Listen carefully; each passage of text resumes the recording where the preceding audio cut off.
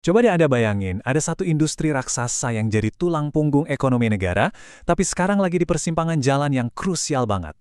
Di satu sisi, ada ambisi besar buat mandiri secara energi, tapi di sisi lain ada tekanan pasar global yang nggak bisa diabaikan.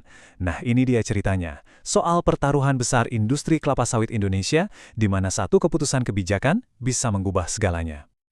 Oke, biar kita semua paham ceritanya secara utuh, kita akan bedah jadi 5 bagian ya. Kita mulai dari dilema emas cair Indonesia, terus kita lihat ambisi di balik kebijakan B50, lalu kita intip pertaruhan besar para pemain industrinya, manuver kebijakan yang super mengejutkan, sampai akhirnya kita lihat gimana peta baru industri sawit setelah semua drama ini. Oke, sebelum kita ngomongin kebijakannya, kita harus tahu dulu seberapa besar sih peran Indonesia di dunia persawitan global.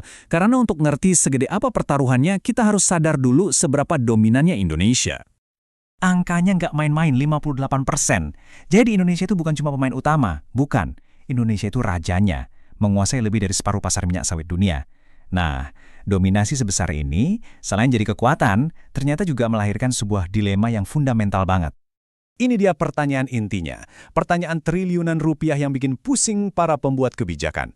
Emas cair ini enaknya diekspor aja buat dapat devisa gede, atau kita pakai sendiri di dalam negeri buat jadi bahan bakar, biar negara kita mandiri energi. Pilihan yang sama-sama ada plus minusnya yang luar biasa besar. Nah, untuk menjawab dilema pelik tadi, pemerintah Indonesia akhirnya keluar dengan sebuah ide yang, sangat ambisius. Sebuah program kebijakan energi nasional yang kita kenal dengan nama Program B50. Jadi, apa sih B50 itu? Gampangnya gini, ini bukan cuma penyesuaian kecil-kecilan, ini rencana radikal. Pemerintah mau mewajibkan campuran minyak sawit sebanyak 50%, nah itu arti angka 50-nya, ke dalam semua solar atau diesel di seluruh negeri. Rencananya mau jalan di tahun 2026. Tujuannya jelas, buat menyerap produksi sawit domestik secara masif. Nah, disinilah letak hitung-hitungan ekonominya yang bikin serba salah. Di satu sisi, kalau B50 jalan, kita bisa hemat biaya impor solar sampai 172 triliun rupiah. Gede banget kan? Tapi, di sisi lain, kita berisiko kehilangan pendapatan dari ekspor CPO yang angkanya justru lebih besar lagi, bisa sampai 190 triliun rupiah. Benar-benar sebuah pertaruhan. Oke. Dengan kebijakan B50 yang sepertinya sudah di depan mata, gimana dong reaksi perusahaan-perusahaan sawit besar? Mereka ngapain? Nah, untuk ini kita akan fokus ke satu studi kasus yang menarik banget. PT Sawit Sumber Mas Sarana, atau kita sebut saja SSMS. Jadi, SSMS ini sebagai salah satu produsen utama bukan tipe perusahaan yang cuma nunggu dan lihat aja. Enggak. Mereka langsung bertaruh besar. Mereka ambil langkah-langkah strategis yang sangat konkret dengan asumsi penuh bahwa B50 ini adalah masa depan yang pasti akan terjadi. Pertama, kita lihat dulu amunisi mereka.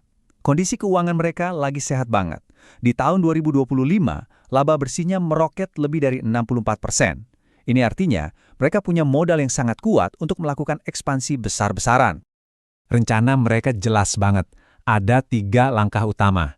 Pertama, cari pendanaan tambahan, dan mereka dapat pinjaman jumbo 5,2 triliun rupiah.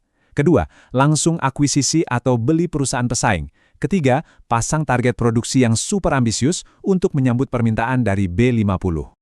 Dan targetnya ini bukan main-main loh. Mereka mau naikin produksi CPO sampai 44%. Ini bukan sekedar penyesuaian bisnis biasa. Ini adalah pertaruhan all-in yang landasannya cuma satu. Keyakinan bahwa program B50 pasti akan diimplementasikan oleh pemerintah.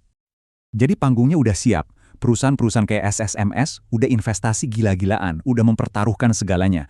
Dan kemudian terjadilah sebuah guncangan. Seluruh lanskap kebijakan tiba-tiba berubah dalam sekejap mata. Nah, disinilah kita sampai pada titik balik paling dramatis dari seluruh cerita ini. Secara total, di luar dugaan, pada Januari 2026 pemerintah mengumumkan rencana B50 dibatalkan. Selesai, sebuah keputusan yang langsung meruntuhkan semua fondasi strategi yang sudah dibangun oleh banyak perusahaan. Gantinya apa? Yang nggak ada, bukannya lompat ke B50, Indonesia memutuskan untuk tetap bertahan di program yang sudah berjalan, yaitu B40, campuran 40%. Artinya apa?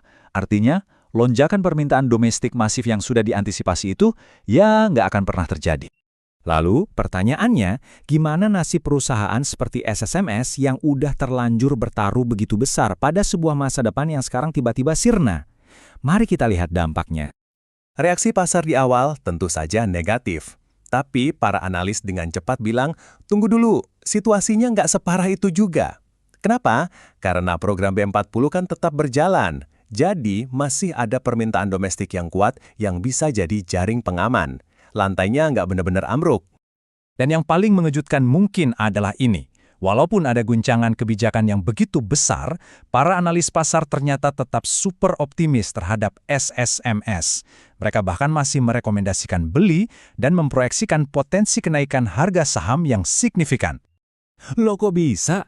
Ternyata optimisme ini datang bukan karena kebijakan B50, tapi karena fundamental bisnis SSMS itu sendiri yang memang sudah kuat. Akuisisi yang sudah mereka lakukan itu tetap menambah nilai, terlepas dari B50 jadi atau tidak. Dan yang penting, kredensial keberlanjutan atau ESG mereka yang kuat, membuat produk mereka tetap laku di pasar ekspor premium. Jadi seluruh episode ini nunjukin ke kita betapa rumitnya tarian kebijakan yang harus dilakukan Indonesia. Ada tarikan antara butuh mandiri energi, butuh pemasukan dari ekspor, dan juga harus memikirkan kesejahteraan petani. Ini membuat pertanyaannya akan selalu relevan. Mampukah Indonesia menemukan titik keseimbangan yang paling pas untuk mengelola emas cairnya ini?